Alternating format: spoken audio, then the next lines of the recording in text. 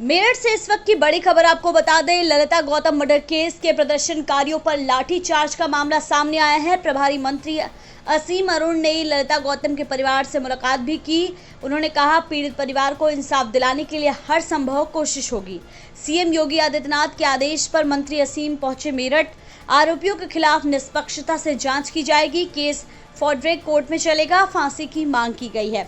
Jail भेजे गए प्रदर्शनकारी जेल से छोड़े जाएंगे। मंत्री का आश्वासन है। पीड़ित परिवार ने एसएसपी के खिलाफ भी कार्रवाई की मांग की है। केस के विवेचना अधिकारी के खिलाफ की कार्रवाई की मांग की गई है। उनको जाने दिया, उन्होंने तमाम आरोप लगाए कि पुलिस पूरी तरह काम कर रही है, हमें भी जाने दे रही है। आम आदमी पार्टी भी इस आंदोलन में कूदी, आजाद समाज पार्टी भी इस आंदोलन में कूदी, मायावती ने भी इस मामले में ट्वीट किया कि इस तरीके से ना है। तो आपको नहीं लगता कि एक सियासत का एक मतलब एक केंद्र इसको बनाने की कोशिश की जाती है? लोगों को क्या कहना चाहेंगे सर, सरकार को बेहतर? ये एक अपराध है।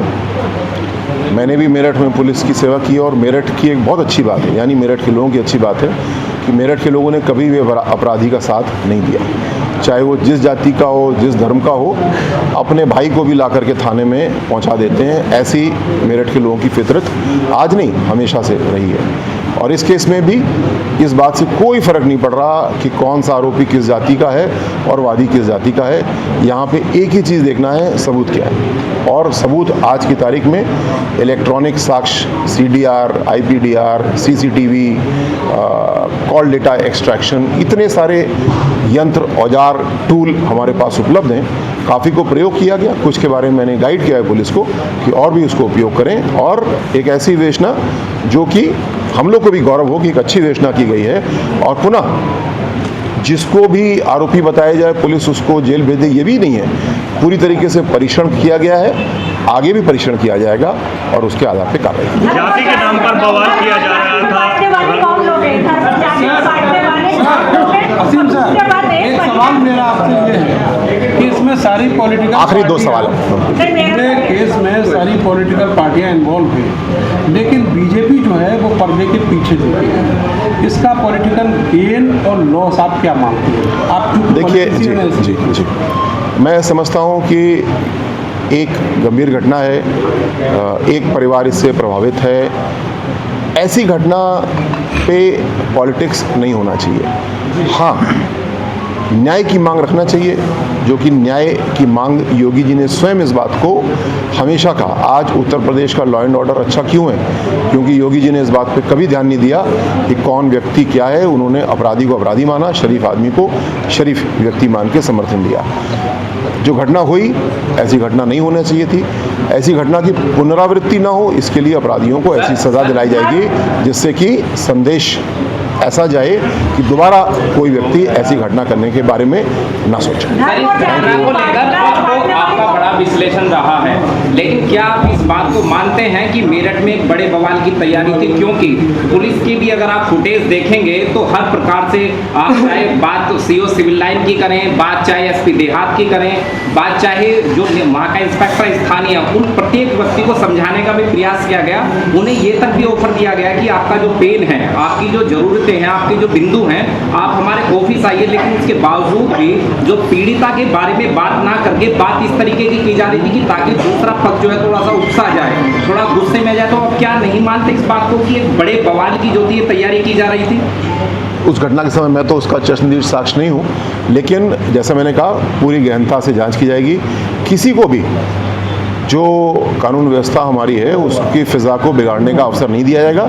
साथ ही साथ ये भी हमारा वादा है कि किसी को प्रदर्शन करने की भी ज़रूरत नहीं है। स्वतः मुख्यमंत्री जी के संज्ञान में है।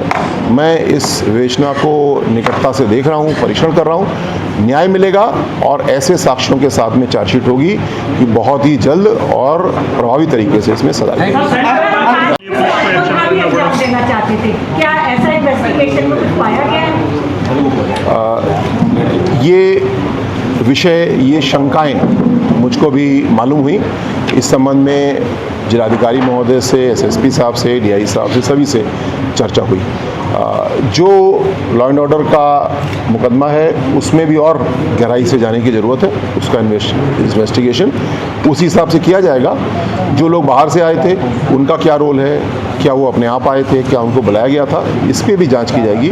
लेकिन मैं पुनः ज़्यादा इस बात पे जोर दूंगा कि हमको पीड़ित परिवार को न्याय दिलाना है और साथ साथ किसी को भी, आज मैं समझता हूँ ऐसी आवश्यकता ही नहीं पड़ती किसी को जाम लगाना पड़े, किसी को इस प्रकार सड़क पर उतरना पड़े। कोई एक व्यक्ति भी आकर के अपनी बात कहेगा, हम उसकी बात को दिल खोल के वैज्ञानिक तरीके से परीक्षण करेंगे, उसके आधार पर कार्रवाई करेंगे। आपने एक वीडियो जारी किया है जिसके अंदर उन्होंने कहा है कि 20 तारीख तक अगर कुछ उन्होंने मांगे रखी हैं, अगर वो मांगे पूरी नहीं होती तो आंदोलन करेंगे। 20 तारीख का नाम लेकर के उन्होंने वीडियो जारी किया है। पूरे परिवार से मेरी बातचीत हुई, लंबी बातचीत हुई और मुझे लगता है कि आगे आने वाले समय में पीड़ित परिवार किसी भी तरीके से असंतुष्ट नहीं होगा। अच्छी विवेचना होगी, गहन विवेचना होगी, आरोपियों को सजा दिलाई जाएगी। मुझे पूरा विश्वास है कि कोई ऐसी आवश्यकता नहीं है। क्या लगता है मंत्री जी, क्या ये परिवार भाइयों की लापरवाही की वजह से हुई है? इस पर कार्रवाई किस पर होगी? किस स्तर पर चूक हुई है? क्योंकि मई में हत्या हुई थी, बच्ची हुई थी और उसके बाद जुलाई में इन्हें आंदोलन करना पड़ा। आप कहाँ मान रहे हैं कि चूक थी? सर इसमें कार्रवाई क्या हुई? सर 17 मई की ये घटना है और उसके बाद जब ये 8 तारीख को ये लोग आते हैं तो आप समझिए करीब 50-51 दिन बैठते हैं। तो 50 दिन ऐसे क्या थे कि इनके बीच ऐसी क्या चीज़ की गई? और दूसरा सवाल ये कि पीड़ित परिवार के सब लोग साथ हैं, बच्चे के साथ गलत हुआ, आप भी कह रहे हैं फांसी तक पहुंचना चाहिए, लेकिन सर आंदोलन में कुछ लोग ऐसे भी थे जब शहर में आए उनके ऊपर गंभीर धाराओं में मुकदमे साजिश थी मेरठ को लेकर या किसी और को लेकर? सर इसमें वो मेरठ की पिज़्ज़ा बिगाड़ना चाहते थे। 50 दिन सर बहुत बड़ी कहानी कह रहे हैं कि 50 दिन बाद क्यों? जो इस प्रकरण में विवेचक हैं सीओ ब्रह्मपुरी, उनको हटाया गया है, दूसरे स्थान पर उनको लगाया गया है। लेकिन साथ ही साथ ये तो इसलिए किया गया क्योंकि विवेचना आगे की निष्पक्षता से हो और उनके ऊपर विश्वास कम था लोगों का। लेकिन यही पर्याप्त नहीं है। डीआई साहब ने एक जांच का आदेश भी कर दिया है जिससे कि विवेचक ने 50 दिन 51 दिन कार्रवाई इसमें क्यों नहीं की, इसका परीक्षण किया जाएगा। ये एक प्रक्रिया है और उस प्रक्रिया के उस जांच के आधार पर हम लोग कार्रवाई करेंगे। दूसरी बात, जो मुकदमा लॉ एंड ऑर्डर का हुआ उसके संबंध में गहराई से अभी और जा रहे हैं और पुनः जो लोग पीड़ित हैं, जो अपने कष्ट को व्यक्त कर रहे हैं, मेरा सबसे अनुरोध है कि किसी को कानून को अपने हाथ में लेने की ज़रूरत नहीं है। विभिन्न लेवल हैं, मुझसे भी अपनी बात को कह सकते हैं।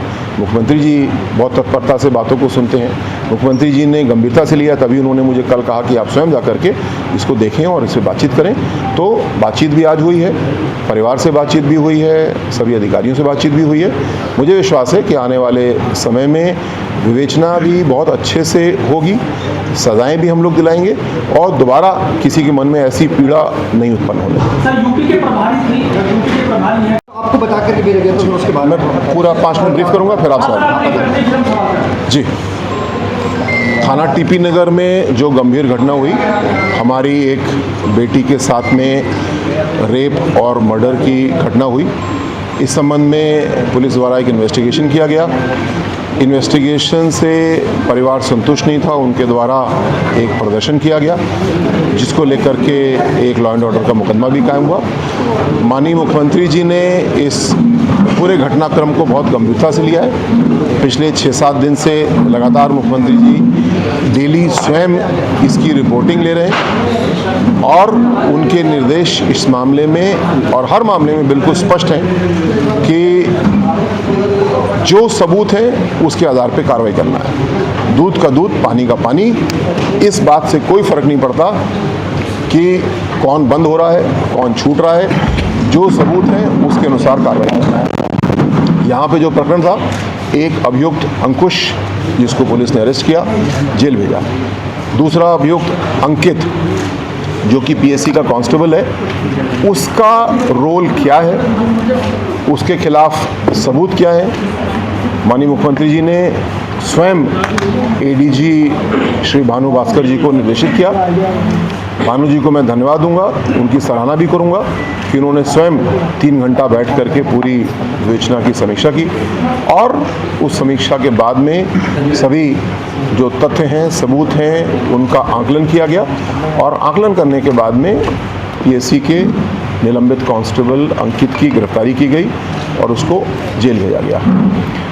इसमें 2 अभियुक्त और परिवार द्वारा बताए जा रहे हैं। मैंने परिवार से करीब 1.5 घंटा लंबी बातचीत की, जो कार्रवाई अभी तक हुई है उसके बारे में चर्चा की, और जो परिवार है उसके विभिन्न सदस्यों ने और भी कई ऐसी बातें बताई जो अभी तक पुलिस के सामने नहीं आई थी। उनको मैं अभी मीडिया में नहीं रखना चाहूँगा क्योंकि वो परीक्षण का विषय है। उनका परीक्षण हो जाए, यदि वो तथ्य सही पाए जाते हैं, वो प्रमाणित होते हैं, तो फिर वो भी मीडिया के सामने रखा जाएगा, एक पारदर्शी इन्वेस्टिगेशन के लिए भी और पारदर्शी कार्रवाई के लिए भी। कुल मिलाकर के योगी जी का स्पष्ट निर्देश है, इसीलिए उन्होंने मुझे स्वयं आकर के देखने के लिए कहा। जो अभियुक्त इस केस में हैं उनके खिलाफ मजबूत साक्ष्य ग्रहण किए जा रहे हैं और उसके अनुसार कार्रवाई की जाएगी। जो काम अभी नहीं हुआ, हमारी पीड़ित बच्ची मृतका, जो अभियुक्तगण हैं और भी जो लोग शक के दायरे में हैं, उनके फ़ोन बरामद किए गए, लेकिन फ़ोन से डेटा अभी एक्सट्रैक्ट नहीं किया गया। जब डेटा एक्सट्रैक्ट किया जाएगा तो उसमें तमाम चैट आदि, फ़ोटो, वीडियो मिलते हैं, जिससे बातें निकल करके आती हैं और स्पष्ट होती हैं। तो एक गहन वैज्ञानिक जांच होगी, जिस तरीके से ATS या STF इन्वेस्टिगेशन करती है, उस तरीके से पूरी बातें लेकर के आएंगे और ऐसे प्रमाण के साथ में कोर्ट में चार्जशीट करेंगे जिससे कि इन अभियुक्तों को फांसी की सज़ा हो। जो लॉ एंड ऑर्डर का एक मुकदमा कायम हुआ, जो घटना हुई, पहली बात मैं व्यक्तिगत रूप से इस बात को समझूंगा, हमारी पुलिस को इतना संवेदनशील होना चाहिए कि यहाँ तक नौबत ना आए। हर वादी, हर व्यक्ति अपनी बात कहना चाहता है, हमको सबकी बात सुनना चाहिए। जो सच है, जो तथ्य से प्रमाणित है, उसको हमको कोर्ट के सामने प्रस्तुत करना चाहिए। यहाँ पे कोई चूक इस मामले में ज़रूर हुई कि लोगों को ज़मीन पे उतरना पड़ा, ऐसा नहीं होना चाहिए।